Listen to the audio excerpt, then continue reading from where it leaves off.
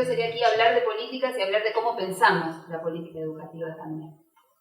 Y en ese sentido, para ir rápidamente ya al diálogo, una primera pregunta más general que quería hacerles como para empezar es: ¿qué tanto les parece que la educación depende de la educación misma? O dicho de otro modo, ¿qué tanto habría que mirar factores extraeducativos para pensar la educación y el desarrollo? Para mí, en primer lugar, es tratar de construir un sentido, es decir, de pensar la educación desde un lugar donde es posible salir de malos entendidos, de prejuicios. Estamos muy llenos de desencuentros innecesarios, forzados, muchos mitos, bandos, preconceptos, y el ejercicio del pensamiento es distinto, creo yo, el ejercicio científico es distinto, obliga a escuchar, obliga a entender las razones del otro. A mí me ha pasado durante muchísimo tiempo de etapa de formación y trabajo profesional encontrarme con muchísimos economistas. Me ha tocado trabajar en CIPEC, un lugar donde ha pasado muchísima gente y muy variada de origen y de formación, y ese diálogo para mí fue extraordinariamente nutritivo, es decir, el aprendizaje, la ruptura de sentidos comunes instalados, de ideas muy básicas y simples, ha sido muy nutritivo en toda mi formación y en mi trayectoria profesional, y detrás de eso también hay mucha frustración de que eso no pase más a menudo, de que en muchos ámbitos todavía hay instaladas ideas sobre los economistas o sobre los pedagogos o sobre los docentes que son fuente de un gran desencuentro.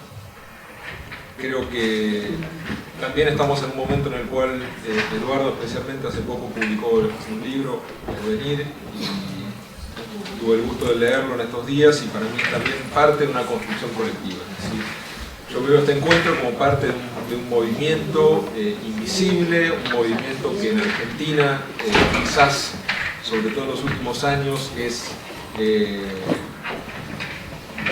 muy poca publicidad, que es el pensar en largo plazo, es pensar más allá de la coyuntura, es tratar de esquivar las trampas de la coyuntura, las trampas que nos, de alguna manera, esta polarización ideológica que se combina con una polarización entre una visión muy educativa antieconomista y viceversa.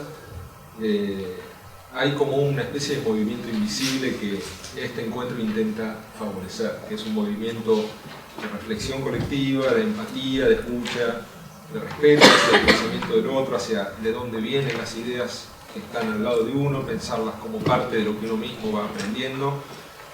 Y eso es un movimiento político también. Yo lo veo cuando leo tu libro, veo un movimiento político, veo enormes coincidencias, y es necesario como construir esa, la llamamos a veces en CIPEC la ancha avenida del medio, ¿no? Porque CIPEC juega un poco ese rol, de decir, bueno, no somos de ningún bando, tratamos de que el bando en el cual estamos sea un bando de sentido común, sensatez, y creo que para la Argentina este tipo de encuentros, que son pocos, y también agradezco especialmente a Raquel, que para nosotros simboliza todo eso desde el periodismo, y lo digo con mucha sinceridad, porque nos conocemos hace mucho con Raquel, y simboliza también esa visión. Así que bueno, esa breve aclaración, y ahora sí entro un poco en tu pregunta disparadora. Yo creo que también retomando los temas que me ha tocado trabajar en los últimos tiempos de investigación comparada en América Latina, yo quería contar como 2 o 3 cosas para iniciar y para abrir con la pregunta de Raquel. Lo primero que uno ve cuando compara los países, y cuando compara sobre todo ahora que están las pruebas PISA, y a mí me tocó estudiarlas en detalle, es que hay una muy alta correlación entre la situación social, económica de los países y los resultados educativos. La correlación, cuando uno lo ve en el gráfico, acá no trajimos Divina, pero es muy evidente, y hemos tenido una tendencia a catalogar esa correlación, ¿no? Esa correlación ha quedado catalogada muchas veces.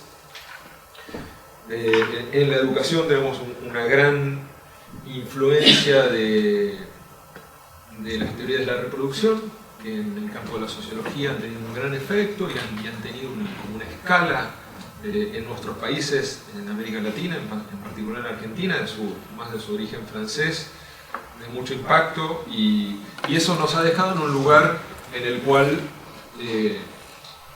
si bien ha cambiado mucho el pensamiento educativo y sociológico, ha quedado un halo de solamente es posible cambiar la educación a través del cambio de la sociedad o el cambio de la economía. Entonces, la educación es como algo que no tiene responsabilidad. Y a mí me ha tocado en los últimos, por lo menos 10 años, estar dentro de un movimiento distinto, con un pensamiento distinto, que era salir del determinismo. Hay un libro que para mí refleja esa visión, que es un libro de 3 investigadores franceses que vienen de la tradición de la sociología crítica de la educación, que son, entre ellos está Duet y Van Santen, que es un libro que toma las pruebas PISA y lo que intenta hacer es mirar qué países tienen sistemas educativos más equitativos, aún con sociedades similarmente inequitativas a otros. Es decir, cuál es el diferencial que pueden producir los sistemas educativos, ya no tanto en calidad, sino en equidad de los resultados. Y explícitamente el libro se posiciona como en una vuelta de página de las teorías de Bourdieu de la reproducción. Es decir, Bourdieu nos contó la reproducción existe, es cierta, ahora lo que tenemos que estudiar son los márgenes. Es decir, los márgenes de cambio desde adentro de la educación. No toda educación, no todo sistema educativo y no toda pedagogía es igual de reproductiva.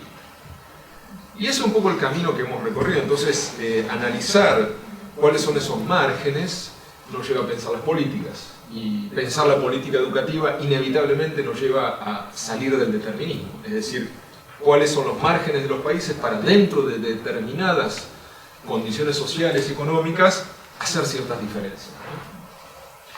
En el libro que hace poco me tocó publicar y que me permitió investigar en profundidad los sistemas educativos de América Latina, que se llama América Latina después de PISA, encontramos algunos de esos factores, algunos países que claramente hicieron políticas distintas y tuvieron resultados distintos. No hay tampoco una cosa tan evidente, que hay un efecto general también social que encontramos, pero sí tener políticas de medición de los resultados, tener una conciencia de que cada escuela vale, que hay que acompañar a cada escuela, que hay que tener una visión de centro en lo pedagógico, que también hay que saber trabajar con la profesión docente de manera distinta. Cuestiones que empezamos a ver, y también tener contenidos, libros de texto, apoyo a la enseñanza, todos esos factores, que los podría relatar con más detalle, tienen una diferencia con lo que nosotros llamamos, y Eduardo retoma en el libro, el modelo de regar y rezar, es decir, el modelo en el cual invertimos mucho, damos mucho más, son políticas incrementales, pero no sabemos bien qué efecto generan y esperamos que generen un efecto, ¿no? Creo que es el modelo de Argentina y Uruguay en particular en los últimos años. Ahora, todo eso inevitablemente creo que nos lleva a otras preguntas cuando uno ve, bueno, hasta dónde los países que sí han implementado ciertas políticas, con las cuales uno puede estar más de acuerdo o menos, y además uno va aprendiendo en el camino, hasta dónde llegaron. Y hasta dónde pueden llegar, si siguen en esa dirección, incluso adicionando nuevas generaciones de política. Y ese es el techo en el cual quizás también es interesante retomar la pregunta de Raquel, que ¿cuál es el techo de nuestro modelo de desarrollo, de nuestros países, que también son distintos modelos de desarrollo, pero que tienen factores comunes? ¿Hasta qué punto necesitamos poderes políticos capaces de cambiar ciertas condiciones de concentración de poder, ciertos modelos que históricamente América Latina ha desarrollado como modelos de alta desigualdad y que condicionan inevitablemente los puestos de trabajo? ¿Qué tipo de puestos de trabajo se pueden generar en los países con los modelos de desarrollo que tenemos y aún con las condiciones favorables o no que nos dé el frente externo? ¿Hasta dónde necesitamos esos cambios como tractores de cambios educativos y hasta dónde necesitamos también otros sistemas impositivos, otras políticas públicas que condicionen favorablemente a la educación. Y yo creo que hay un techo, y ese techo es interesante discutirlo, un techo económico a las reformas educativas, de las cuales seguramente vamos a hablar después. Hasta acá llego. Bueno, yo, aparte de economista, soy ingeniero y estoy afrontando un proceso de profundización de mi síndrome de déficit de atención. Entonces tiendo a catalogar y armar las cosas de manera simple para no perderme un poco cuando elaboro pensamientos largos. Entonces, en relación a la pregunta de Raquel, estaba pensando dos cosas. Una, muy básica, es que desde la economía o para un economista preocupado por el desarrollo, la educación es un insumo. Lo vemos desde afuera, no lo vemos desde adentro del aula. No es un fin en sí mismo, no es un fin humanista en sí mismo, aunque obviamente lo es, pero cuando la estudiamos, como estudiamos desde la economía, pensamos en esto como un insumo del desarrollo, es capital humano. Es un insumo del desarrollo desde un punto de vista, yo llamaría progresista, es un insumo de la movilidad social, porque el capital humano implica también redistribuir el capital humano, es la forma, por lo menos más canónica, de redistribuir los ingresos y sobre todo la riqueza. El capital humano genera ingresos y está bien informado.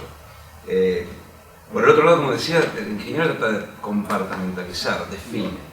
Y cuando uno habla de educación, cuando yo hablo de educación con Axel, necesito definir de qué estamos hablando. Y desde el punto de vista más esquemático de la educación, yo creo que vale la pena separar las 4 etapas de educación, por llamarlo de alguna forma. Yo creo que hay una etapa de infancia temprana que ahora está entrando, enhorabuena, más en el foco, las guarderías, que es educación.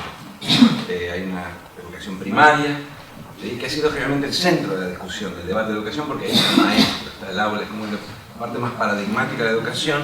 En los últimos años, con el aumento de escolaridad, con la popularidad de tomas de las pruebas PISA, la educación secundaria, un poco negativamente por el fracaso de las pruebas PISA, ha entrado más en el foco.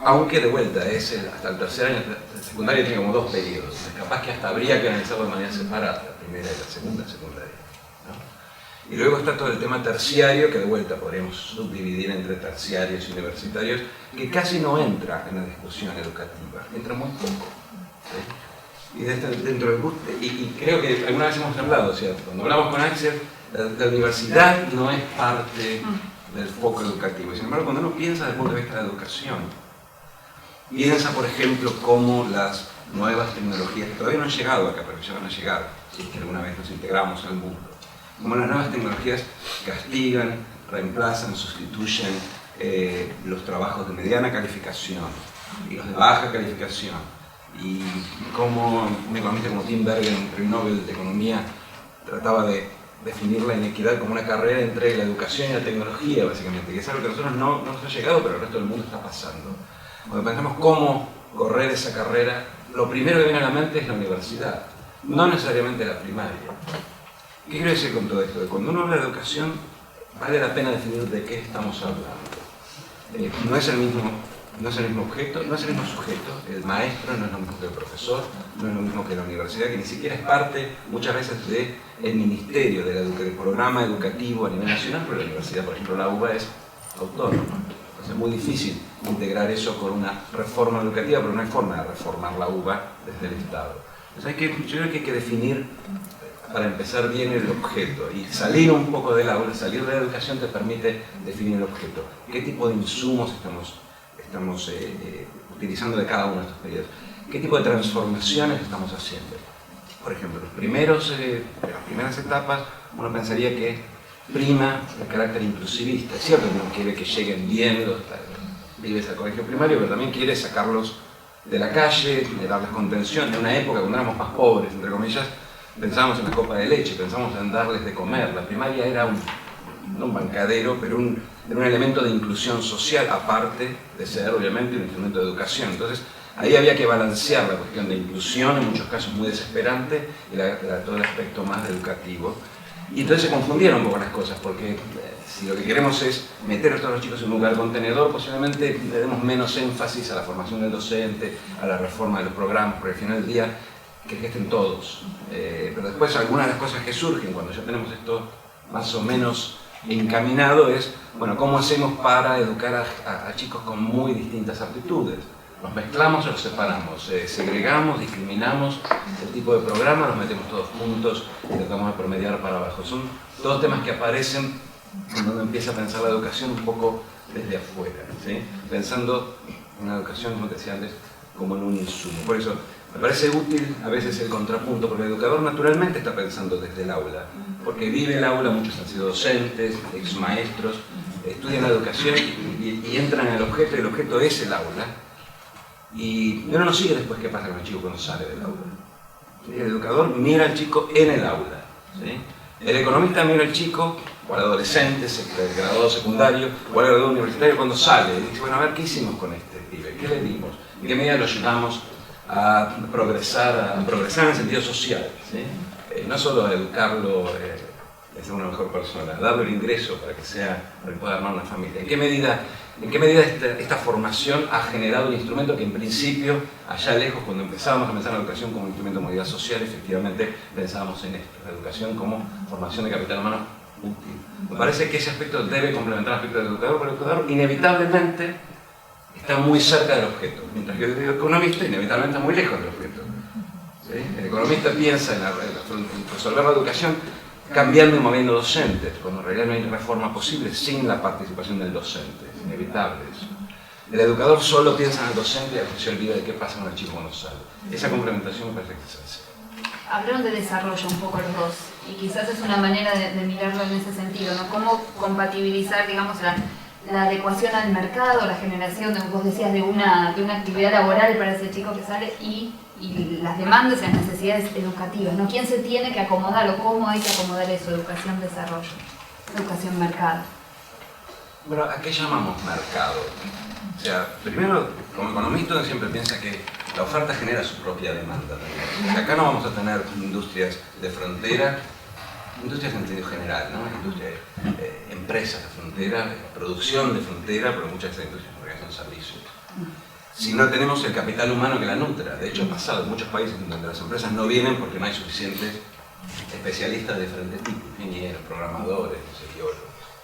Entonces, si formamos el capital humano, posiblemente tengamos el mercado. Si nos vamos a adaptar, esto es muy interesante. El otro día hablábamos de eso con un economista también. Él me decía, cuando yo hablaba de esta necesidad de ir hacia una economía del conocimiento, le decía, bueno, ¿pero qué vamos a hacer con los trabajadores de los talleres informales del conurbano? Y yo le decía, bueno, pero si lo que vamos a hacer es adaptar nuestra oferta, nuestra demanda de trabajo a la existencia de trabajadores informales del conurbano, solo vamos a estar reproduciendo ese atraso.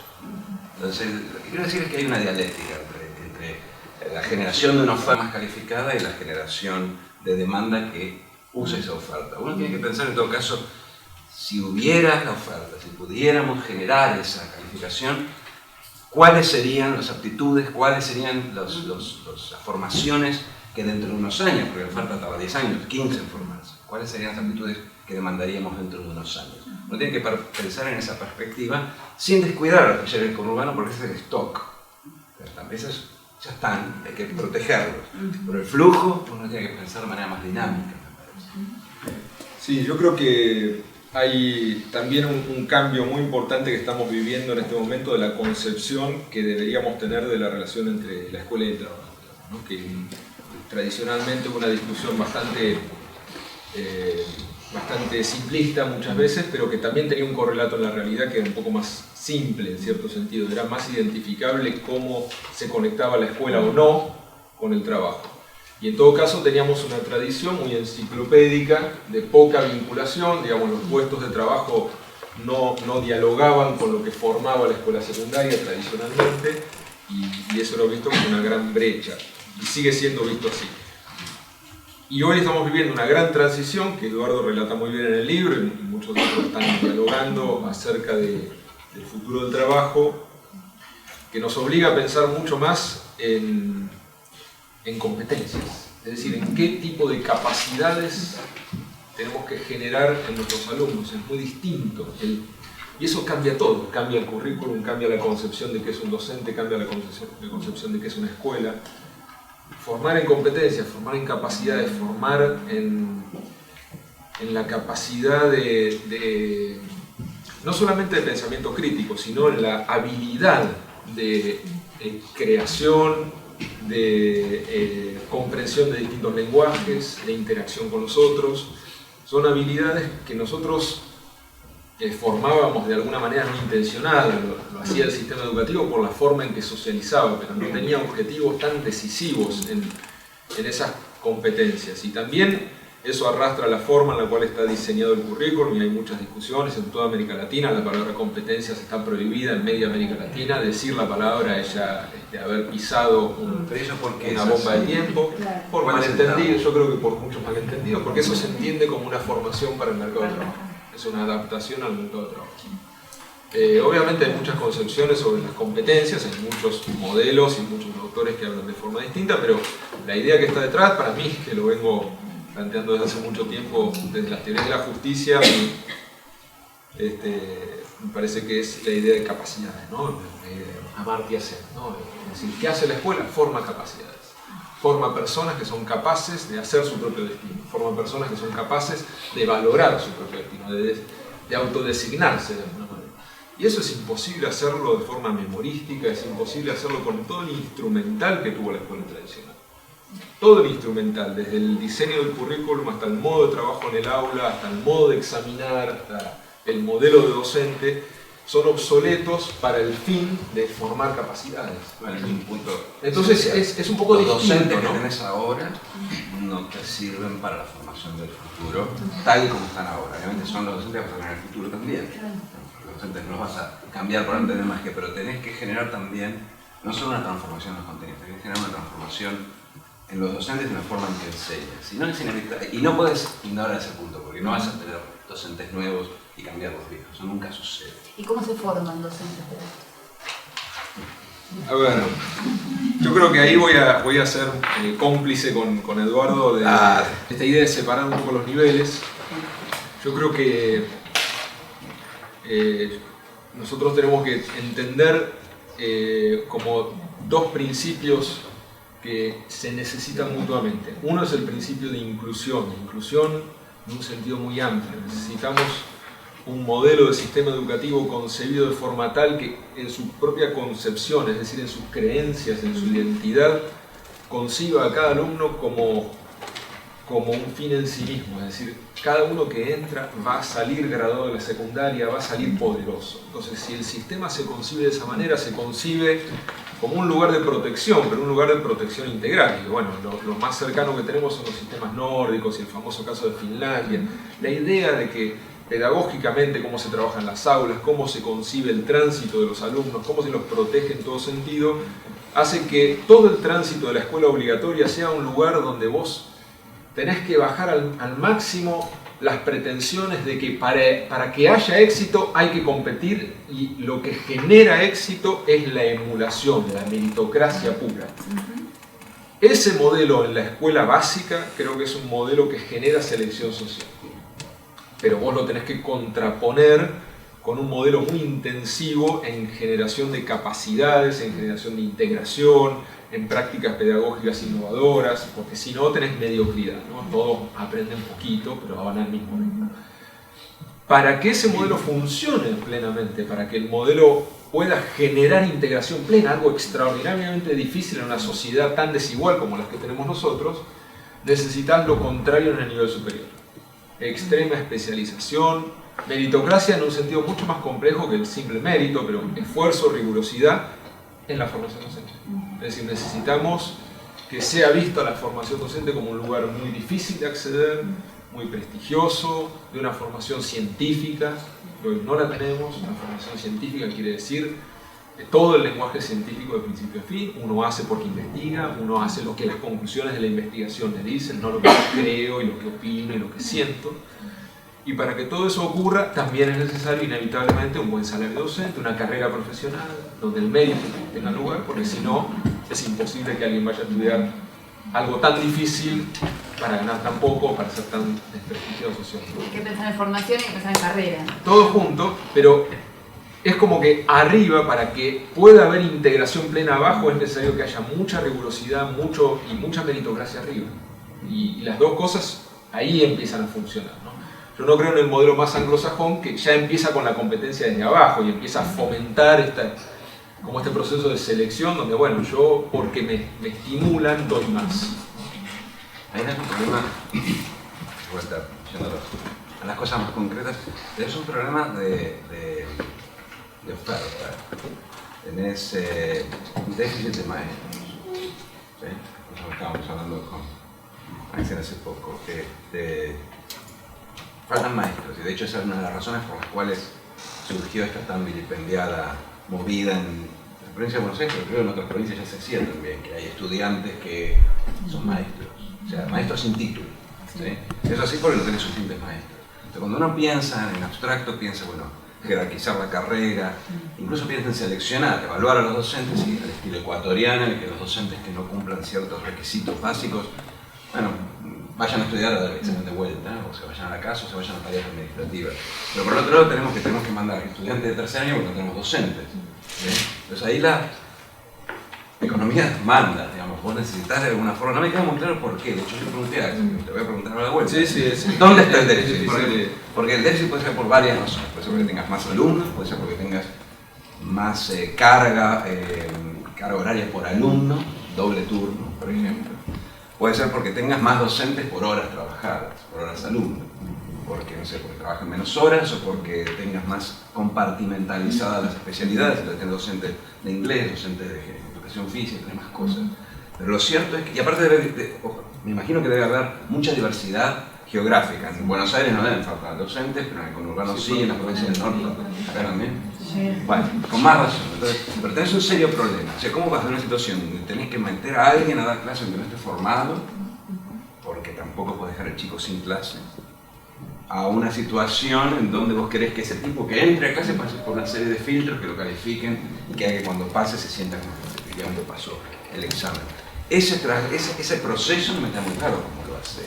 Desgraciadamente ya subiste los salarios, entonces no te queda mucho más margen para ahí, estamos en una situación de déficit, no hay mucho más dinero para tirar de helicóptero, entonces tenés que pensar en otras dimensiones, en otros márgenes. No está muy claro, pero en la medida que vos tengas un déficit de maestros, toda la historia esta de la reforma educativa que me parece que mandás a los 15% de los maestros que no sirven a la casa, todo ese tipo de fantasías así muy radicales, no tiene ningún sentido, porque están faltando horas maestros. ¿Sí? Entonces es muy difícil jerarquizar, vas a tener que trabajar con esos maestros. Y ahí es donde entra a tallar la importancia de la formación en el trabajo, es decir, los institutos docentes, que creo que son los únicos que pueden abarajar el stock que ya tenés y hacerlos mejores maestros. El flujo no te va a compensar a los tipos que mandás a estudiar para un examen. Entonces, me parece que el punto fundamental de la formación docente, por lo menos desde el punto de vista realista, medianoplacista, es mejorar en los institutos docentes que hoy parece que no son particularmente eficaces. Yo creo que ahí viene también el componente económico.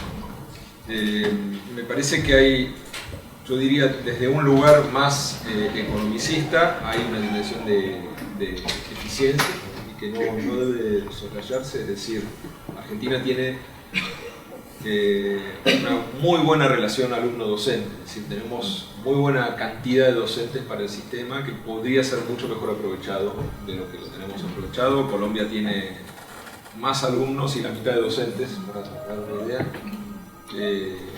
Con lo cual hay yo creo que si un sistema empieza a funcionar más, un sistema educativo empieza a funcionar en todo sentido, generar en los docentes un sentido de mayor compromiso, pero compromiso porque ven que las cosas cambian, que hay un sistema que nos apoya, que se está hablando de pedagogía, que hay herramientas, y todo eso creo que haría aprovechar mucho esta capacidad relativamente aplastada que está en el colectivo docente, porque hay mucho malestar, porque se sufre mucho la profesión docente. Entonces hay una dimensión de eficiencia que puede tener un correlato más, bueno, entonces sobran docentes o tenemos un gran caudal ahí que podríamos aprovechar mucho mejor. Y hay otra dimensión que es la que está un poco en la discusión de varios países de la región, que han empezado un ciclo, que es un ciclo cada vez más explícito y que es la gran estrella de la reforma educativa de los últimos 10 años, que es el ciclo de la calidad docente, que es pensar en cómo logramos en un periodo de tiempo que no es corto, es imposible que sea corto, pero logramos mejorar la formación y al mismo tiempo los requisitos de entrada, y al mismo tiempo la carrera, y al mismo tiempo el salario, y todo ese ciclo va impulsando que sea cada vez más difícil ser docente, entonces también se beca a los mejores promedios del secundario para que sean docentes. Todo ese ciclo que lo están haciendo Colombia, lo está haciendo Chile, son un poco los más avanzados, después hay otros casos, algunos casos de estados de Brasil.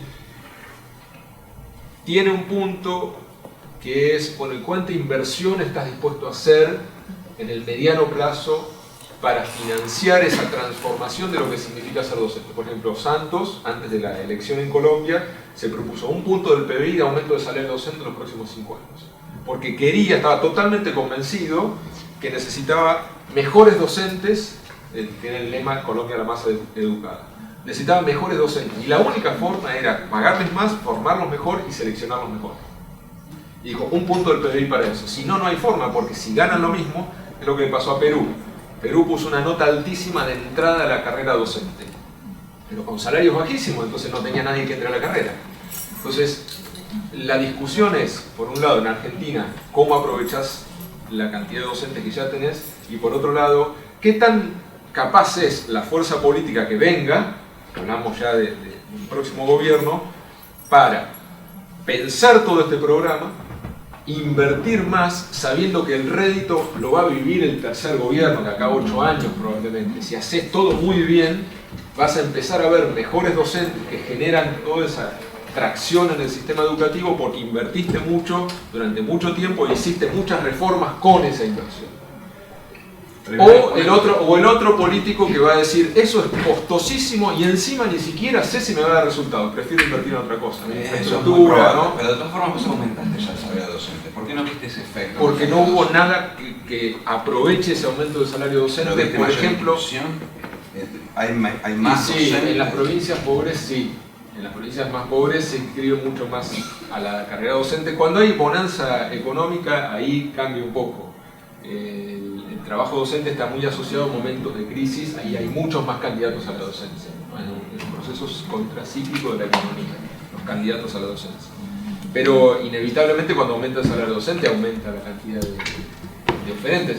El problema es que hoy tenemos 1.300 institutos de formación docente y hay provincias donde graduarse es muy fácil y conseguir trabajo es muy fácil y no estamos aprovechando ahí a hacer ningún tipo de filtro para que por lo menos de los que lleguen los mejores. Pero si ese filtro te queda sin docente. En algunas no. Es el tema del no. primario, lo mismo que tenemos en el primario, si lo dejas pasar o lo haces repetir, te pasa en el tema docente.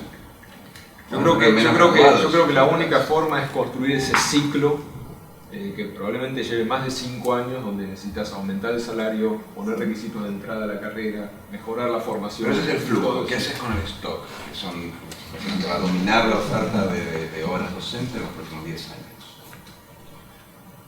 ¿Cómo podés mejorar la formación en el trabajo? Hay muchas otras cosas. La quiero dejar a Raquel, que hay muchas cosas más. Bueno, pero hay un tema que de algún modo tocaron los dos y tiene que ver con la evaluación, que es otro lugar de un montón de los dos estamos a favor.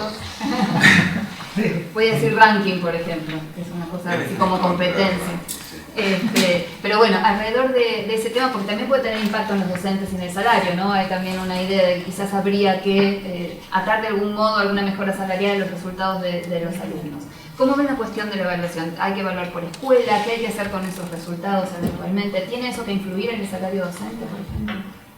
Mira, pensémoslo desde el punto de vista económico, ¿sí? Porque es un tema más general, se llama paga por incentivos. En la vida económica hay muy poca paga por incentivos, hay de vez en cuando un bonus, pero al empleado se le paga fijo.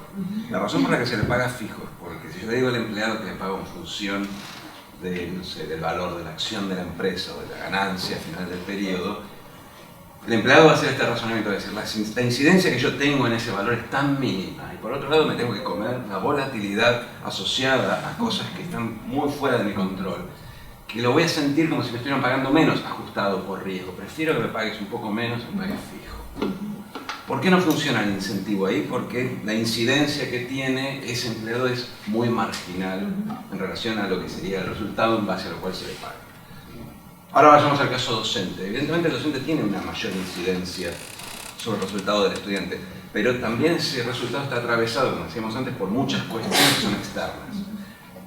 Entre está atravesado por la dirección, por la infraestructura de la escuela y también está atravesado por cuestiones sociales.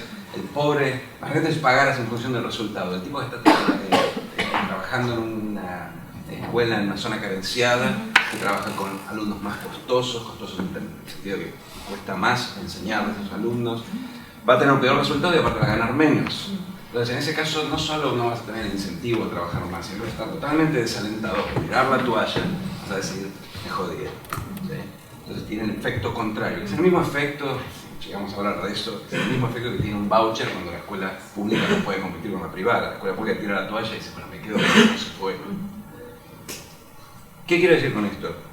La paga por incentivos tiene que tomar en cuenta y tiene que estar condicionada a las cosas que el docente sí puede modificar con su esfuerzo. Entonces, si vos hay cosas que el docente efectivamente puede hacer, ya sea formándose más o poniéndole más pilas, digamos, poniéndole más atención, más horas, dedicándose más a los alumnos, entonces eso, al estar condicionado por una mayor paga o algún otro tipo de retribución, puede tener un impacto sobre su actividad y así tener un impacto sobre los resultados. Es decir, el pobre docente explica el 5% de la variabilidad de los resultados y el resto está explicado por cosas que están externas.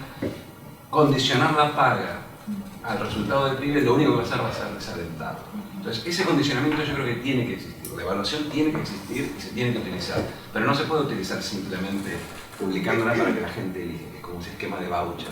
Entonces, porque en ese caso, si no le das las armas al docente para reaccionar a ese condicionamiento, si no tiene nada que hacer en relación al resultado, opera en sentido contrario, desincentiva y desalienta. Entonces hay que pensar muy bien cuáles son los márgenes en los cuales el docente puede mejorar y en función de eso condicionarlo. Así que el resultado de las pruebas PISA, por ejemplo, en sí es muy rudimentario para hacer un argumento de condicionamiento de la retribución del docente e incluso del director. Pero sí se podría, lo que pasa es que pensamos muy cuidadosamente, controlar los resultados PISA por un montón de factores socioeconómicos que inciden sobre el resultado y que están fuera del alcance del profesor, en ese caso del maestro. En ese caso sí por ahí, y hablar si es un secundario, hay muchos maestros, no sé cómo haría para condicionarlo, pero digo, es muy delicado el problema, pero se puede condicionar siempre y cuando se cuidadosamente se controle por los factores externos, porque si no, el resultado es contraproducente. Sí, bueno, hizo de educador Eduardo. Sí. Es un clásico de la economía eso. Pero sí, yo coincido y creo que hay como tres dimensiones cuando uno habla de este tipo de políticas, ¿no? De pago por resultados, de rankings, de competencia. Una es la dimensión de la viabilidad, digamos, que me parece que en nuestro país en particular son políticas muy culturalmente difíciles de aceptar y por lo tanto sería un costo enorme hacer un combate político para mí. Ese es un primer factor. El segundo es un factor más de si funciona o no, es decir, qué tanto funcionan cada una de esas políticas. Tiendo a coincidir con Eduardo que hay muchas experiencias, generalmente son fallidas o tienen demasiados problemas para funcionar. Y el tercero es un razonamiento más ético, pedagógico, es decir, bueno, ¿qué es esto en términos filosóficos? ¿Qué es pagar por resultados? ¿No? ¿Qué es hacer competir a las escuelas como intención? Y yo tengo argumentos en los tres puntos, no soy un purista de los argumentos ético-pedagógicos, pero sí los considero como importantes. Hay un caso muy interesante que tenemos acá en la Argentina y que sorprendentemente se conoce poco y se ha debatido muy poco, pero hace algunos años en la provincia de San Luis se instaló un sistema de alguna manera de incentivo económico para los alumnos, un sistema de estampitas, las estampillas tienen un valor, es decir, el alumno que se gradúa, no sé si lo conocen, el alumno que se gradúa, cada año que se gradúa recibe una estampilla que tiene un valor, creo que $100, y depende del nivel. Depende del nivel, se va acumulando y cuando uno se gradúa de la secundaria a tiempo recibe un extra, que no sé cuánto es, $400, con lo cual se le deposita en la cuenta bancaria un monto que si son 12 años son, bueno, $1.600 o más, no lo sé, se le deposita en la cuenta a los 18 años cuando termina la secundaria a tiempo. Cuando lo vi, además estaba en una nota del diario de San Luis y había una encuesta, la típica encuesta que hacen los diarios, si les parecía bien o no a la gente que leía esa nota. Y no sorprendentemente la mayoría decía que sí. Me parecía bien. Y bueno, ahí vamos a pensar, bueno, ¿y qué genera eso? ¿Cuál es el impacto en todo sentido, ¿no? ¿Qué consideramos que es la educación? ¿En qué consideramos que es un alumno estudiando? Hay famosos casos, el famoso caso de un misionario en Estados Unidos, de Harvard, que puso un montón de plata para hacer un incentivo económico al estudio. Entonces pagaba por examen, ¿no? Creó un programa en el cual se pagaba por examen, bien dado, se pagaba incluso por leer un libro, entonces había un pequeño test donde uno podía hacer la pruebita y creo que le pagaban, no sé, $5 por libro leído, ¿no? Bueno, y lo podemos llevar más allá y puede ser incluso eficiente. Creo que no lo es, creo que pedagógicamente tiene un efecto que puede tener un efecto de alguna manera placebo, durante un tiempo puede funcionar, pero después hay un punto en el cual uno tiene que aprender porque realmente entiende el sentido de aprender, ¿no? ¿A favor o en contra de ese sistema? Claramente estoy en contra, pero estoy en contra ahí ya más éticamente, ¿no? Estoy Por ejemplo, contra... ¿en qué se diferencia eso de una transferencia condicionada con no igual? Y esa es la primera pregunta que se hace, ¿no? Es la primera pregunta. ¿Qué cosa?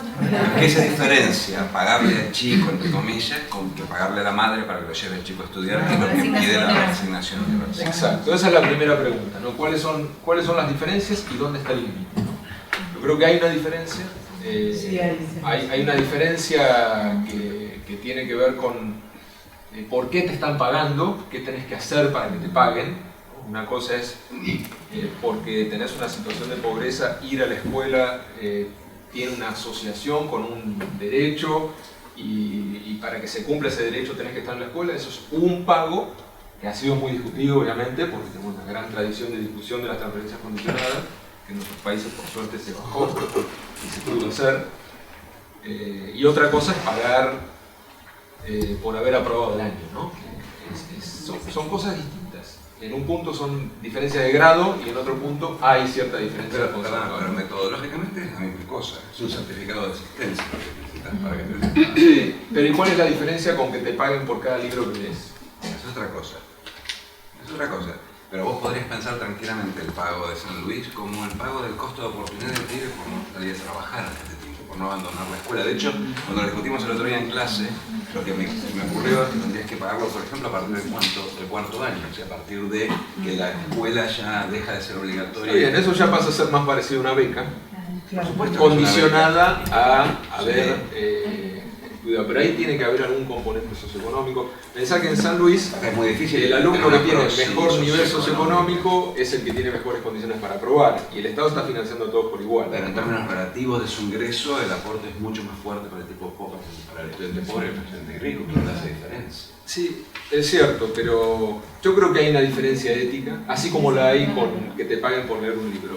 Por un lado es una diferencia de grado y por otro lado hay algo que en el educador se empieza a mimetizar. Es lo que Sandel dice sobre los mercados. Cuando todo se hace mercantil, inevitablemente ya vemos con una lupa mercantil las relaciones entre las personas, la relación con el libro, la relación con el docente. Pasa, y me parece que hay que proteger cierto tipo de relaciones humanas, entre ellas las educativas, de las relaciones de mercado. Okay, pero pensar de esta forma, si vos tuvieras que la prima de educación, por ejemplo el secundario o el primario, el que ganás de más si sos graduado secundario en relación al que ganás de más, teniendo 25 o 30 años, si sos graduado primario. Si esa prima fuera cero, la gente podría normalmente no estudiar en el secundario, porque no gana nada en términos de ingreso. Vos podrías decir desde un punto de vista humanista, bueno, mejor persona, aprendió más cosas, socializó en el secundario. Desde el punto de vista más progresista, yo diría, escucha, estuvo 5 años, no ganó un peso más, podría haber dedicado a trabajar, perdió dinero. Porque después de todo, cada uno decide cómo es su formación humanista. Entonces, ¿En la secundaria estás hablando? Bueno, porque estoy pensando en que vos estás pagando para que estudie, de la misma que vos decís, bueno, esto es mercantilizar la educación, ¿no? Que cuando yo estudio, estoy pensando que voy a ganar más.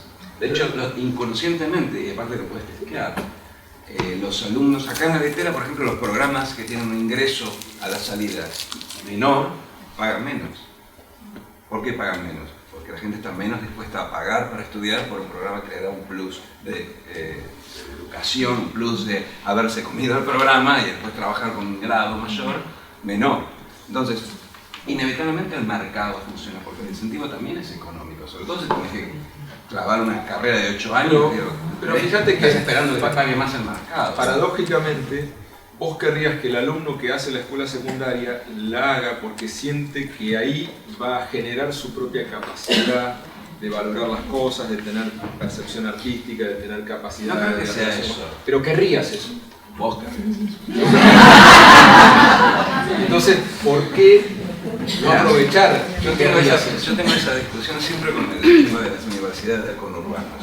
O sea, la gente que va a la Universidad de La Matanza, que son primera generación de universitarios, hijos de laburantes, que llegan con lo justo, que les cuesta mucho estudiar. Esos pibes, a mí me da la sensación que el 80%, no el 20% después van a dedicarse a la sociología, pero el 80% que van ahí, van porque quieren un título y se debería ganar 40, 50, 60, lo más que puedan, más que lo que habrían ganado si se hubieran quedado con el secundario. No quieren ser mejores personas, no necesariamente. Habría que hacer una encuesta. Todos quieren ser mejores personas, pero no van a La Matanza solo para ser mejores personas, van para poder tener dinero suficiente para armar una familia, para comprarse una casa. Definamos mejor persona. Definamos mejor persona. Sí. No, ya sé, pero él decía, él lo veía desde un punto de vista más bloomsburiano. La mejor persona es el tipo que se educa en las artes, en los humanismos, aprende, lee buenos libros. Lo cual no es obviamente cierto, pero me parece que también sabe matemática, también sabe defenderse, que pueda tomar un préstamo y no lo estafen, sabe un montón de cosas, pero creo que por ahí hay una metáfora futbolera es, bueno, a mí me parece que si uno juega bien termina ganando.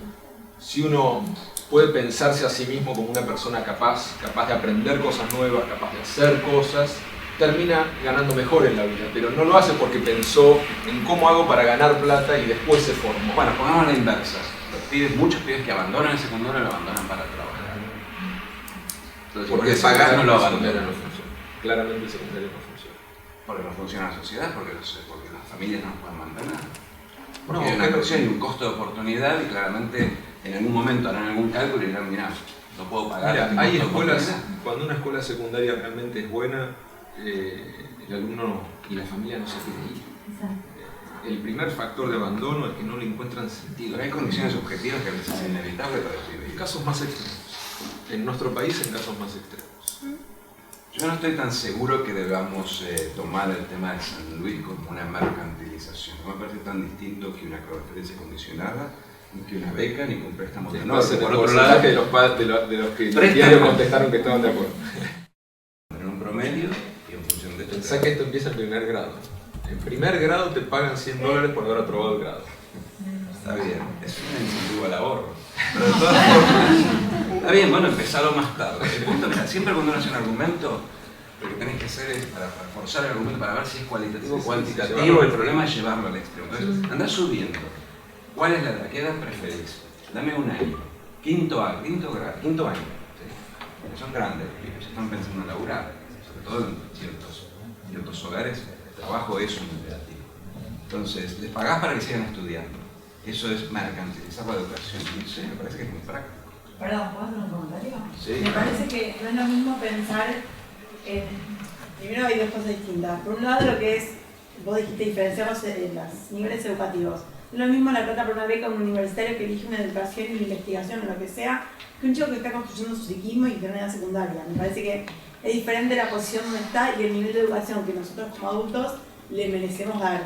Entonces, ofrecer plata por un estudiante secundario no es lo mismo que ofrecer plata por un estudiante universitario. Me parece que hay un punto diferente. Y por otro lado, bueno, eso, había otra idea más, pero me parece que nosotros tenemos una responsabilidad como adultos, como Estado, de construir alumnos donde quizás la educación no esté medida exclusivamente por el dinero. Y volví a la otra idea que tenía, que era, no es lo mismo ofrecer dinero a los padres para que eduquen a sus hijos que darle dinero a los hijos. Digo, todavía son niños en construcción o adolescentes en construcción y nosotros tenemos una responsabilidad como adultos en este punto también. Me parece que un adulto que reciba plata porque su hijo estudie es darle al adulto la responsabilidad de educar a su hijo, como sea, mediado o no mediado. O sea, que vos no tenés problemas en que el dinero se lo depositan en la cuenta del padre. No estoy 100% de acuerdo, pero prefiero eso que a los niños. Digo, no es lo mismo. Está bien, ya lo resolvimos, hay que ponerlo. Bien, aprovechamos ese comentario. ¿Hay ya otra pregunta en la sala? ¿Algún comentario más? Sí. Yendo a otro tema, digamos, ¿qué pasa con el marco legal? ¿Qué pasa con el estatuto del docente? Digamos, hay una cuestión muy paradójica y es que muchos docentes no se meten en la docencia porque tienen personas que no dejan su lugar y hay la no titularización de docentes que están hartos de ser suplentes durante años porque hay una señora que pidió 12 años de licencia y la otra persona no puede ser titularizada. Me parece que esto es un debate central en cualquier cuestión que tomemos y veo que, digamos, pasan 2 años y el estatuto del docente sigue vivito y coleando y nadie se le anima, ¿no? Yo te agrego otra. La capacidad, el derecho que tienen los docentes a elegir su escuela, una vez lo discutimos esto. Aunque hay un caso muy interesante ahora, recientemente en California, donde una familia le hizo un juicio al Estado de California justamente para que modificaran el estatuto docente para que básicamente para permitir no a ellos elegir dónde mandar, a qué escuela pública, si para salir del barrio, o que le prohibieran a los docentes elegir en qué escuela dar clases porque se decían, si no siempre en el barrio pobre le toca a los docentes que no pueden ir a ningún otro lado y que no tienen ganas de dar clases. Y lo ganaron en la Corte Suprema y modificaron el estatuto docente. Y es un tema que nosotros una vez hablamos.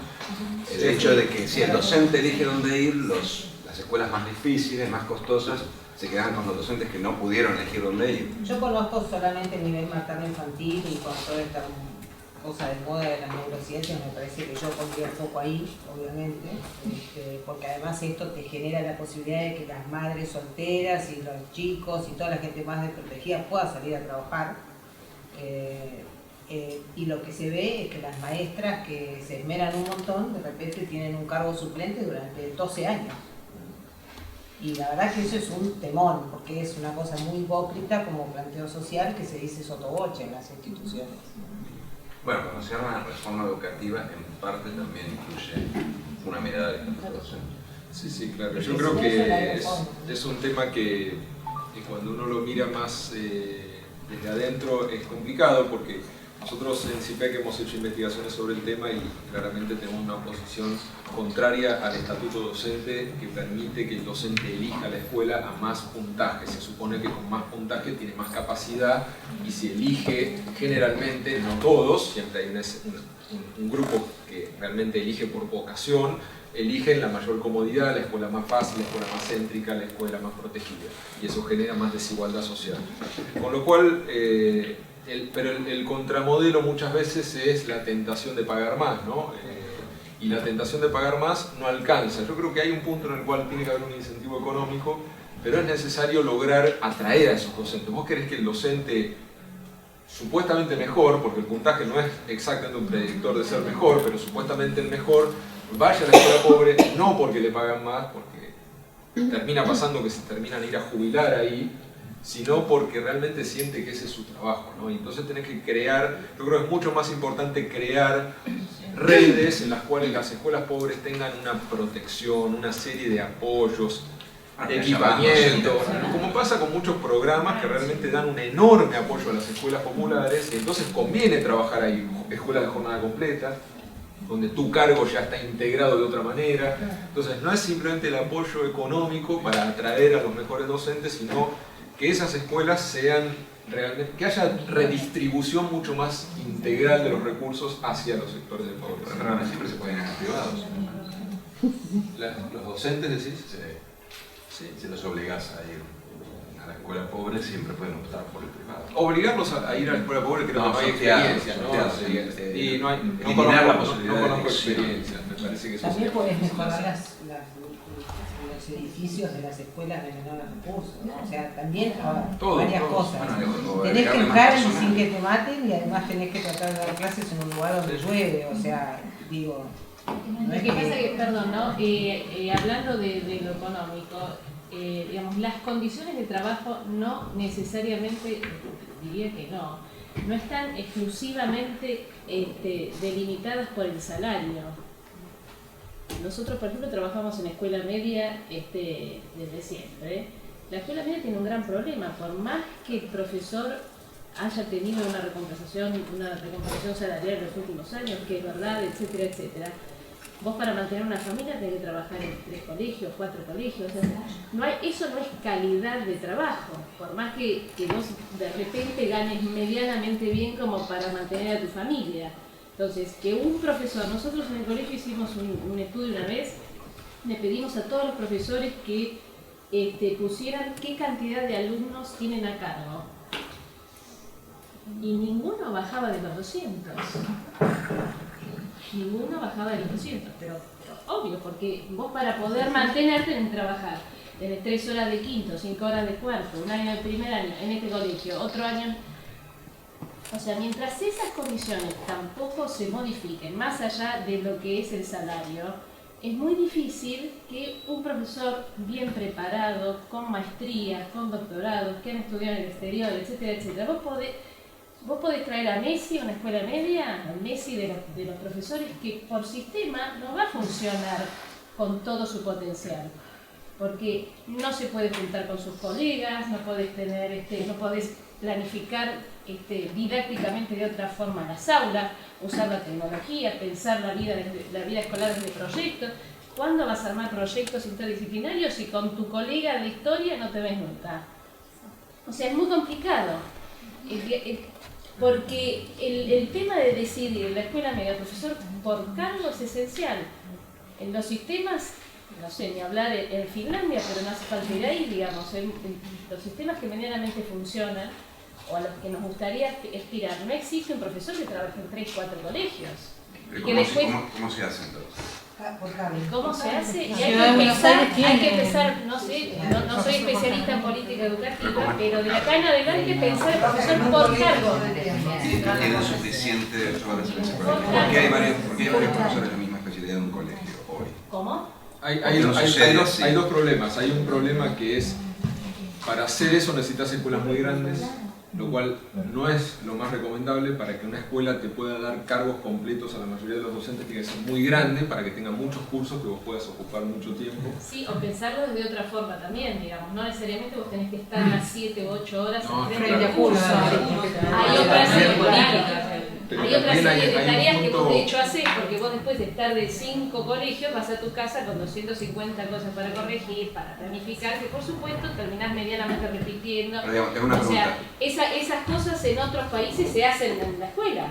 Vos te sentás a hacer tutoriales. Lo que vos decís de darle protección a los chicos, vos cómo lo podés hacer si no los podés seguir, nunca te podés juntar con ellos, no sos tutor. Pero ahí yo creo que, para retomar incluso la primera pregunta disparadora, nuestros docentes es muy difícil que sean muy distintos al nivel de nuestra economía, en todo sentido. Entonces, para que cada docente pueda trabajar en una escuela y pueda ganar lo suficiente, además de que debería haber también un límite de horario, con muy buen salario, límite horario, como tiene Córdoba, por ejemplo, un límite de 40 horas semanales. Necesitas muy buen salario, que te paguen por corregir, que te paguen por preparar clases, que te paguen por trabajar con tus colegas. Para que todo eso suceda, el salario debería ser tal que deberíamos estar en otro país, en un país que tiene otro nivel de desarrollo, o que recoge impuestos de otra manera, o que genera desarrollo de otra manera. Pero, perdona, eso iba que la pregunta es qué empieza primero, ¿no? Y cómo se genera ese proceso. Yo creo que es un proceso que hay que iniciar con una apuesta a la educación que tenga también cosa que yo no entendí, muchos cambios en la... Una cosa que no entendí es lo que mencionabas. No sé, Que una cosa que no entendí es lo que mencionabas. En los colegios, varios colegios donde das clases, ¿qué es lo que das? ¿Qué especialidad? Cualquier profesor, un profesor da, no sé, filosofía. Ok, ¿y hay 2 profesores de filosofía o es que no hay suficientes horas de filosofía? No, depende. A veces hay, depende porque eso se va construyendo a lo largo de los años. Si hay 2 profesores de filosofía no es un problema de tamaño, que tenés que reordenar las Es horas. que muchas veces hay 2 o 3 El profesores. tuyo es otra cosa, es que aunque haya uno, en pocas horas, y ese profesor tiene que trabajar en otro lado. Hay de todo, porque eso como Uno de esos casos se puede, y además tiene que trabajar más horas de las que corresponde trabajar para poder ganar suficiente. Pero lo que digo es que si hay 2 en colegio, hay un problema de mala organización. Es probable, hay mucho de eso y hay mucho de concepción de la escuela media, porque se concibió así y entonces ahora, digamos, vos podés tener un colegio que no es tan grande, 3 profesores de historia, 4. Eso se puede arreglar. Lo que pasa es que muchos colegios no tienen Tratemos de levantar la mano, si no, no nos escuchamos todos. Estaba ella, vuelvo acá. En el caso de 3 profesores para dictar una misma materia, muchos colegios prefieren tener 3 profesores y no uno para toda la carga horaria de esa materia, porque ese profesor falta y te quedan 5 o 6 cursos sin clases en un día. Lógicamente no va el mismo profesor. Sí. Lo que pasa es que volvemos a lo que Eduardo decía al principio. En realidad es una cuestión de cómo se ven los problemas, si desde adentro del asunto o desde afuera. Y lo de Eduardo me parece una cuestión que parece como más brutal, pero en realidad es lo que estamos acostumbrados a vivir dentro de la escuela y nos hacemos los distraídos. O sea, el tema de los incentivos económicos, todo lo demás. ¿Qué diferencia hay con un chico le preguntas que dejó de jugar en el barrio carenciado para poder hacer la escuela, para progresar, y le preguntas por qué estás acá y te dice para tener un futuro? ¿Y esto qué significa? No significa que quiere ser, término Eduardo, digo, buena persona, sino que quiere tener un buen laburo. Con lo cual en realidad esto lo escuchamos todos los días como docentes y miramos por otro lado, pero porque tenemos una formación así, estamos acostumbrados al tema de la vocación y todo lo demás. Y lo que me parece esto tan enriquecedor es esta cuestión de poder mirar desde adentro y desde afuera y poder escuchar. O sea, que me parece que es fantástico esto que está pasando. Yo te enfatizo lo otro porque entiendo que... Pero las dos cosas son importantes. Lo que pasa es que lo otro es esencial, porque si no lo estás cagando. No, totalmente. Pero de hecho, el plan progresar, ¿qué es? El plan progresar, los chicos cobran por dar examen y aprobarlo, cobran por asistir al colegio, y en el momento en que hay un problema en el ministerio y no se cobra, pero nosotros nos dedicamos a eso, y no cobran el subsidio de ese mes, la mitad de los chicos dejan de ir a la escuela, inmediatamente. Entonces, hay algo más que tiene que ver. Yo creo que no es O, es I. Yo creo que tiene que ver esto, lo mismo que con el docente. Vos hablabas del stock, y creo que es lo más preocupante, porque el tema es qué hacemos con los docentes que hoy están, ¿cómo hacemos para que quieran ser mejores? Creo que esta es la pregunta. Y nos quedamos haciendo el rublo nosotros mismos, a ver qué haríamos, y pensamos solamente en plata, y pensamos solamente en esto. Bueno, la pregunta debería ser muy cruda, debería ser, ¿qué hacemos para que nuestros docentes actuales quieran ser mejores y que les convenga también? Pero hay un punto que quedó, que se me pasó, porque estábamos hablando, vos mencionabas las evaluaciones de resultados de los alumnos. Es muy difícil condicionar la labor del docente a los resultados de los alumnos porque están atravesados por muchas variables. Pero están las evaluaciones de los docentes. Esas son las que eventualmente, no en un 100%, pero deberían incidir, deberían ser los instrumentos. Condicionar suena muy mal, pero deberían ser los instrumentos en base a los cuales uno orienta la formación docente y empieza a pensar qué tipo de incentivos, no sean ofensivos, pero que generen una recalificación. Porque al final del día, es lo que te decía antes, vos tenés este stock, con esto tenés que salir adelante. El flujo viene muy lento. Y aparte, el flujo tampoco va a mejorar mucho. Subimos los salarios docentes y seguimos teniendo el mismo problema. El flujo de los últimos 10 años no fue mejor. Entonces hay que trabajar con esto. Y es esencial la recalificación del docente que ya está trabajando. Hay que pensar cómo hacer para que ese docente, no hay otro. Eso es lo que ahí es donde tu mano de yo obra. creo Hay que mejorar eso. Una de las cosas que venimos proponiendo hace tiempo en CIPEC es la idea de un fondo que permita generar el proceso de especialización. Es decir, típicamente uno tiene una carrera profesional en la cual por acumular antigüedad y quizás algunos cursos va ganando puntaje, y eso simplemente permite que uno pueda ascender en la carrera porque el salario docente no cambia. Si uno tuviese, como están teniendo algunos países, especialmente Chile, que es el que yo creo que más avanzado y que lo ha hecho mejor que el resto de la región, pero también en Colombia, también en Perú, también en México, también en varios estados de Brasil, yo creo que para Argentina lo ideal sería un cargo de especialización para todos los docentes del país, accesible en base a una formación. Hoy tenemos un plan en Argentina, un plan muy importante por la dimensión que permite la formación docente continua en la escuela. Si pudiésemos asociar eso a cada uno de los docentes en su especialización, después hay un examen. El examen es el corte de quiénes van a ser llamémoslos docentes especialistas. Docente especialista en primer ciclo de educación primaria, no nuevos cargos, el mismo cargo. Y ese docente pasa a ganar más. ¿Por qué? Porque hizo una formación específica, porque tiene un cargo distinto a los demás, que es el referente, es el que recibe a los alumnos de formación docente, es el referente de capacitación en la escuela, tiene un lugar de liderazgo porque ha demostrado especializarse y ha demostrado en un examen tener el conocimiento para hacer eso. Y eso genera por lo menos un incentivo a la mejora, un incentivo a la calificación extra, un incentivo al estudio en tu propia área de enseñanza, acompañado por procesos de estudio. Y yo creo que eso es financiable. Creo que Argentina podría tener un programa así. Y ese sería un motor de mejora dentro del sistema. Pero hay falta de equidad. Hay falta de equidad porque ese docente va a dar clase en la ciudad de Buenos Aires en Recoleta.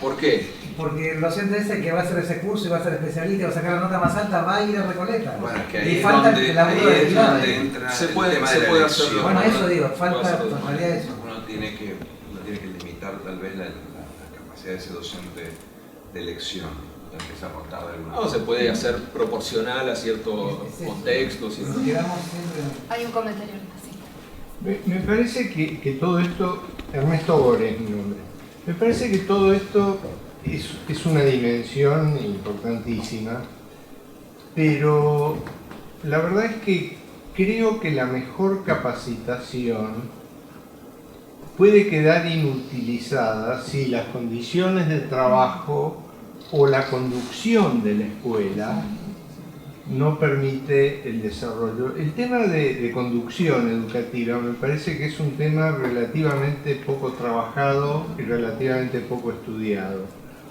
Pero los índices de rotación, los índices de deserción, etcétera, digamos, tienen bastante correlación con la calidad de la conducción. Una persona normalmente condiciona lo que usa en el lugar de trabajo a lo que cree que los otros van a hacer con lo que él haga. Entonces, en una escuela donde desde la conducción no está incentivada la innovación o la búsqueda de respuestas adaptativas, es muy probable que los docentes sepan mucho más de lo que están aplicando. Entonces, tomaría todo lo que han dicho, pero le agregaría el variable de la conducción y a nivel escuela. Coincido totalmente. Bueno, si algo sirve para los exámenes para condicionar, es la dirección de la escuela. Si hay alguien que tiene incidencia... Sería el primer lugar donde hacer efectivo Depende eso. mucho de las escuelas de las distintas directivas. Sí, las escuelas públicas sufren mucho de rotación de la dirección. Mucho la diferencia. Sí. Te digo más que hablando de incentivos, un incentivo que nos parece, digamos, que es de perogrullo, pero la verdad es que no es así. Es el Estado, digamos, cómo te recibe la escuela. Vos vas a las escuelas, están llenas de humedad. Yo he observado clases de chicos practicando para ser profesores y uno con toda la buena onda y leemos a los autores y todo, y la gotera tras mío cayéndome acá arriba, corriéndote, sucias, sin papel higiénico en los baños, o sea, lo básico. Es muy, digamos, eso tiene que ver con las condiciones de trabajo. Por eso decía, no es exclusivamente el salario. Es muy difícil a ese profesor que se preparó, fue a la universidad, trabajó, qué sé yo, que después de un tiempo no te vaya tirando para abajo, no te desaliente la dejadez, la tristeza. Ni siquiera te recibe, no recibimos a los niños ni a los adolescentes con cierto ambiente donde les sea como propicio estudiar. El hábitat de trabajo es esencial, todo el hábitat. Todo sucio, incluye también, roto. Es una cosa, es muy triste. Hay escuelas en donde la violencia entre los pibes, la violencia con los padres, yo tengo, bueno, ustedes conocen más casos seguramente, de Si llegar a docentes ese extremo, expuestos a la violencia de los padres, todo eso suma. Quiero decir una cosa, nosotros estamos hablando de muchas cosas, hay que hacer todas las cosas juntas. De la misma forma que cuando uno habla de desarrollo hay que hacer 100 cosas juntas, no es, en realidad la respuesta es... Lo que pasa es que hay algunas que son más acuciantes, o sea, yo puedo reparar con un poco de dinero la gotera, no puedo reparar con un poco de dinero la calidad del docente, tengo que pensar cómo formarlo. Entonces hay algunas cosas que requieren una ingeniería un poco más compleja, otras que requieren voluntad ¿Qué y responsabilidad dinero. también vamos a exigir, digamos, si el Estado, digamos, si los dineros públicos, por decirte algo, no sé, vamos a reparar esta escuela, la vamos a poner bien, digamos, tiene que haber algún compromiso de conservarla, cuidarla, sentirse orgulloso, mantenerlo, o sea, no puede dar igual, no lo podemos Claudia, cuidar. tenías, Claudia, alguna pregunta, ¿no? A ver, Sí, yo quería que se hablaron de muchos temas, se abrieron muchos y creo que el único que se entró un poco más a fondo es de los incentivos y la discusión interesante de la mercantilización, ¿no? Y ahora últimamente el tema vinculado a la carrera docente, ¿no? Así como se pasa de una carrera que premia la antigüedad, básicamente. Pero solamente tocando eso quizás ya generaríamos una diferencia. Hoy la carrera docente está basada en la antigüedad, en el incremento salarial es automático y es por antigüedad. Modificar eso con otros criterios, podría ser la formación, ¿no? Por ahí es menos traumático y es más. Yo quería señalar que estaba observando el diálogo, digo, más allá del contenido, la forma del diálogo. Y hubo un momento, me pareció un momento paradigmático de lo que es la conversación entre un educador y un economista. ¿Recuerdan cuando todavía? No hemos llegado a la discusión. Cuando Axel toma el ejemplo del presidente Santos y dice: Santos para su política docente pidió un punto del PBI, ¿no? Dijo, bueno, yo voy a necesitar un punto del PBI. ¿Qué contesta Eduardo? Esto es genial, porque parado en el lugar de economía le dice: pero si ya tuvieron el punto del PBI, aumentaron los sueldos y no hicieron nada más que eso. Y me dicen, mira, la plata la tuvieron, lo cual es cierto, porque esto sucedió en los últimos años. La plata estuvo, ¿por qué no lo hicieron? Y en realidad, me parece que ese es como el tono de la discusión entre economía y educación, ¿no? Es decir, bueno, el educador pidiendo los recursos, y quienes han tenido responsabilidades en ministerios cuentan lo difícil que es convencer al ministro de Economía que suelte un mango para educación, en esa mangueando, y el economista dice: a ver, mostrame que sabés usar los recursos, mostrame que vas a ser eficiente en eso. Y yo creo que la verdad que en los últimos años hemos tenido más inversión en educación, pero efectivamente la política educativa, creo que en esa desconfianza, Eduardo, tiene algo de razón, porque hemos inyectado más recursos, pero no hemos tenido esa ilusión, y me pregunto a Axel, creo que no va a opinar igual, por eso te pregunto, no hemos tenido a lo mejor el coraje de hacer algunos cambios en términos de carrera docente, de evaluación docente. Vos hablas de la evaluación docente, no existe la evaluación docente. No, hay que poner. Bueno, entonces, ahí no se avanzó. Pero fíjate, Claudia, yo lo primero que dije es: Argentina tuvo un modelo de regreso. Un modelo en el cual se invirtió. Entonces, ¿por qué te van a dar? Pero fíjate que yo el caso que cuento no lo cuento desde... Es que no hay tanto dinero en vaca, pero yo no lo cuento desde el ministro de Educación de Santos, lo cuento desde Santos. Desde Es Santos, el presidente. bueno, ya lo ¿Por qué sé. Santos quiere invertir más en educación? Porque Santos no está diciendo: yo soy un educador, hay que aumentarle los salarios a los docentes y punto.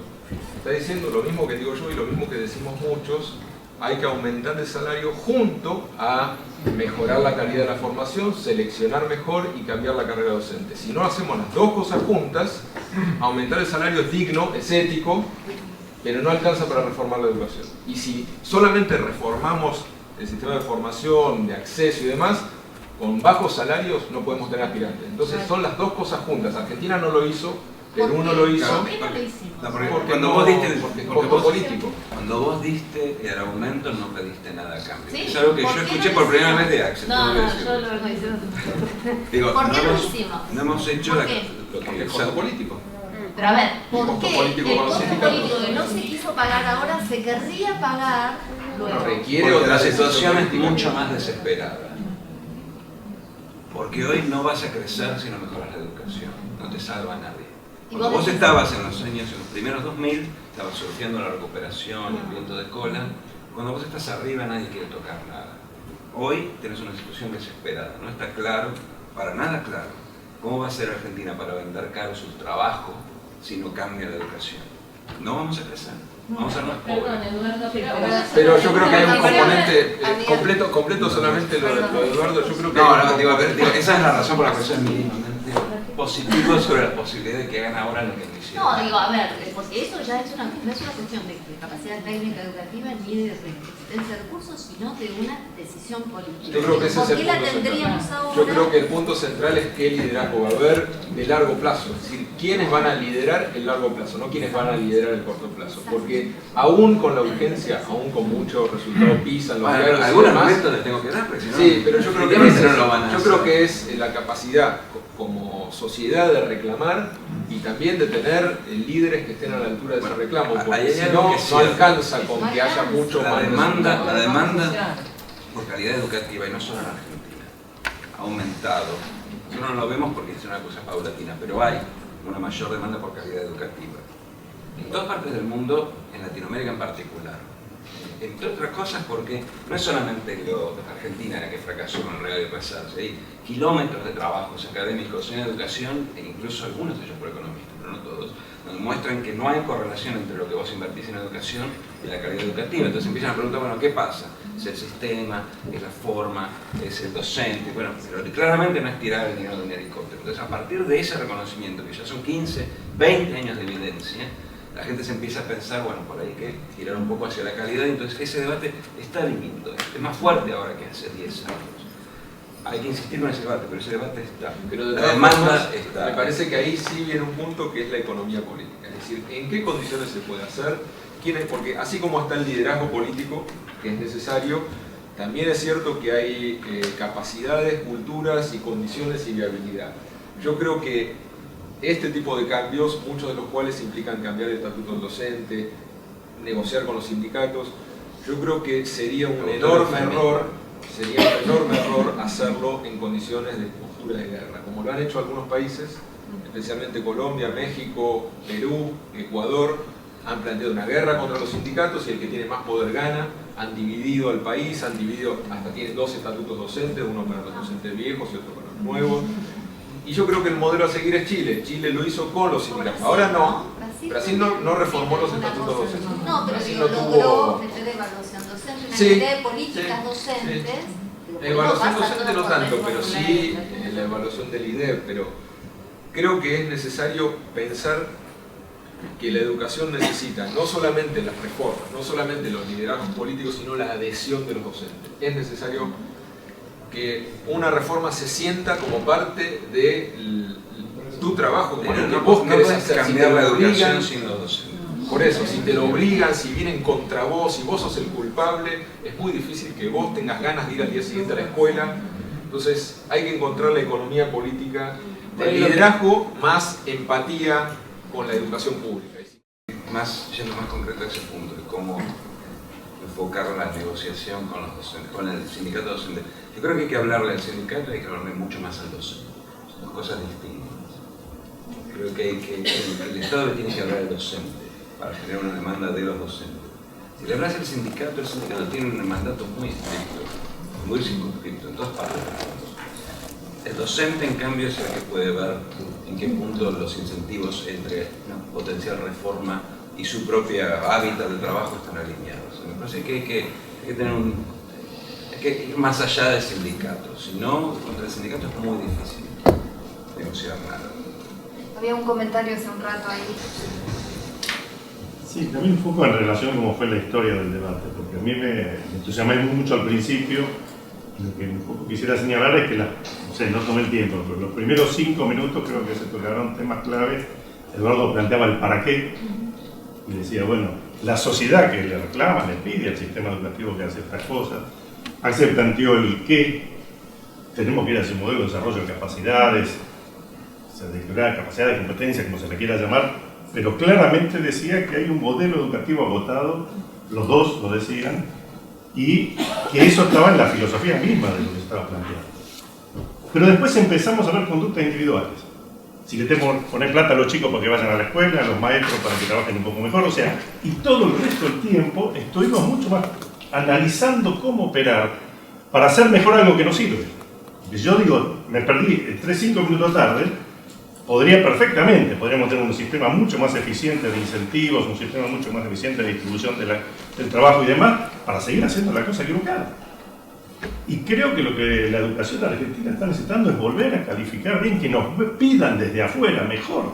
Necesitamos un sistema educativo para esto, más allá de que puede sonar más o menos apuntando a la producción o economicista. Yo creo que claramente entiendo lo que se plantea y lo asumo.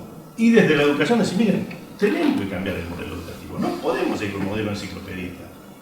Porque si no, insisto esto, creo que tenemos el serio riesgo, y es parte de lo que ha ocurrido, es que podemos estar invirtiendo más recursos, invirtiendo un enorme capital político, discutiendo más o menos con los sindicatos, con quien sea, para seguir haciendo una cosa equivocada. Bueno, te voy a decir, pensando con eso, una de las razones por las cuales no volvimos sobre este tema es porque no hablamos de la universidad o de los terciarios. El debate educativo, como todos los debates, tiene un contexto global cambiante con el tiempo. En un momento querías meter al colegio, por lo que llevar al secundario, los que se cargan la pobreza, ya tenés un nivel de cobertura muy amplio. La próxima frontera es el sector terciario, sobre todo la universidad. Y ahí estás chocando contra una pared porque los pibes salen del secundario pero no pueden seguir en la universidad, van al CBC y se vuelan como moscas y después no pueden seguir una carrera muy dura, entonces van a una carrera blanda, que son las que no tienen salida laboral, no son las que el mercado, el desarrollo te están pidiendo. Pero no hablamos de eso, porque el debate educativo, por algún motivo, por ahí por la formación misma de tipo que va y estudia educación, se forma en ciencias de educación, nunca habla de la universidad. Es un tema como medio, es el elefante en el salón. Los economistas hablan un poco de la universidad, de Guadaña, de la universidad de Juan Liach, que estaba acá hace poco. Pero es un tema como un punto negro de la educación. Esa es la frontera. Si vos me preguntás a mí, ¿dónde está hoy? ¿Dónde tenés que pensar bien las capacidades de acá a 10 años? ¿Dónde tenés que trabajar mucho el tema, más específicamente de capacidades? Es en el sector terciario, porque aparte de muchas carreras, no está muy claro que quieras una carrera universitaria de 6 años. Creo que no la querés más, creo que ir a hacer una carrera de 4 años, o hacer un terciario de 3 o de 2. No sé, sin ir más lejos, uno mira, por ejemplo, los estudiantes de analista de sistemas se van a la carrera a los 2 o 3 años para conseguir un trabajo, darles un título de 2 o 3 años. Sí, todo lo que necesitan, evidentemente. Pero ese punto es como digo, es un agujero negro. Nadie lo discute, porque no pertenece a nadie. El profesor mira al secundario, el maestro mira al primario, la maestra jardinera mirará la guardería, y la universidad es tierra de nadie. Para colmo no está en el sector del ministerio propiamente dicho, porque son todas entidades autónomas, ¿sí? Entonces queda una pregunta pendiente: ¿quién discute en la universidad? Axel, por ejemplo, vos ¿qué pensás de la universidad? Como educador, nunca habla de la universidad. No, yo sé. Yo le voy a preguntar a Raquel que... A ver cómo se pasa la pelota. La culpa es del primario, el primario la culpa. No, a ver, vos decís que hay un agujero negro ahí. Yo realmente estoy preocupada porque hay 1,5 millones de jóvenes que no estudian ni trabajan. Pensé que esa es una prioridad, es una hipoteca para el futuro, para el desarrollo y para la educación. Hoy esto es, para mí, la prioridad número 1 de la Argentina. ¿Cómo lo ves? No, primero que no creo que haya prioridad número 1. Segundo, que ese punto sí es importante, pero dentro de la gesta inclusivista. Claro. Gente que perdiste en el camino, la querés volver a incorporar, o no la querés perder. No la perdiste, pero no querés seguir perdiendo. ¿Sí? Eso es más el aspecto de la educación no más antiguo, más tradicional, ¿sí? La educación como un elemento de inclusión contenedora, vamos llevando a todos hasta sacarlos por una puerta más o menos formados. Se te perdieron muchos de ese rebaño. Está bien, por eso se te perdieron muchos de ese rebaño. Pero después, dejemos en claro una cosa. El tipo que tiene un grado secundario por sí solo, es muy difícil para esa persona hoy insertarse en el mercado laboral, es muy difícil pensar qué es lo que me demanda el desarrollo desde el punto de vista del programa secundario. No puedo pensar el programa secundario pensando en el mercado de alta calificación dentro de 10 años. El secundario es como un paliativo, pero no puede ser pensado como una estación final. Sí es cierto que querés que lleguen todos de la mejor manera posible para después ingresar a un terciario y especializarse o por lo menos terminar. Pero son dos puntos distintos. Desde el punto de vista inclusivista, sí, tenés un problema en el secundario para retener. Muy grave, no me queda muy claro cómo los retenés acá. No, la pregunta pero no está ligado, creo que es distinto el punto que... No, pero yo creo que sí, que es el centro de la pregunta de Sergio, de la intervención de Sergio. Yo coincido, creo que retomando un poco el argumento inicial, toda esta... Y ahora voy a llegar a la universidad porque no te voy a faltar el respeto de no contestar, pero... Gracias. Creo que todo el círculo que hicimos, muy bien descrito, Sergio, gracias porque fue como hiciste un resumen, que nos fuimos en la discusión del qué hacia el cómo, debería retomar un poco más al qué, que es, bueno, ¿para qué los querés que se especialicen? ¿Para qué en qué formación querés hacer? ¿Qué presión querés ejercer contra quienes puedan resistir al cambio, llámese sindicatos, institutos de formación docente, gobernantes, etcétera, etcétera, ministro de Economía? Todos ellos, ¿qué presión querés ejercer para que valga la pena el cambio? ¿Para que sean un poco mejores haciendo lo que hacen? Creo que no. Creo que es necesario hacer un doble movimiento, donde lo que vos vas a hacer de apuesta política por la educación sea una apuesta de cambio. Y esa apuesta de cambio no puede ser tampoco un abismo, no puede ser, bueno, a ver, a partir de ahora enseñen competencias y se arreglan solas. Tiene que haber puentes. Entonces, es la capacidad de no... Es muy abstracto, pero ¿qué quiere decir? Cuando vos pagás por la especialización, no es por cualquier cosa, es vos formás para que el docente aprenda a ser docente interdisciplinario y secundario. Entonces, ¿qué haces? Durante un año, la formación es cómo se trabaja en equipo, cómo se arma un plan de un tema, que se colabora con otros docentes, cómo rompes el modelo de escuela tradicional. Y por todo eso que te formaron y te pagan más y te especializás, funcionan los incentivos y vale la pena pelearse con el sindicato. No porque soy un poco mejor docente de matemática y doy matemática como diciembre. A eso me refiero. Entonces estoy en una ingeniería de capacidad de negociación política y al mismo tiempo de capacidad de conocimiento pedagógico de para qué hacer toda esa negociación política. Porque si no, es un puntito más en pizza. Y la verdad que eso no cambia las cosas. No, también, yo pensé que me estaba refiriendo más al contenido. Ahora ¿qué es lo que hace ese nuevo docente? No, es que, a ver, justamente, y aprovecho, no quiero hacer el diálogo, pero... No, esto es un diálogo, así que por favor, explayate. No, ya está de todo. No, a ver, yo creo que hay dos cuestiones. Una, efectivamente, entiendo, como si hablamos del desarrollo de capacidades, de competencias, lo que estamos hablando es que los chicos, los alumnos, en cualquiera de los niveles, incluyendo la universidad, lo que estén desarrollando es esa competencia, no acumulando supuestamente contenido en una memoria de corto plazo que se va a olvidar fatalmente, el cerebro necesita olvidarse de las cosas. Hoy la escuela está fundada todavía en el modelo de la memoria de corto plazo. Estudio hasta dar el examen y una vez que lo rendí, ya estudio otra cosa hasta el próximo examen y demás.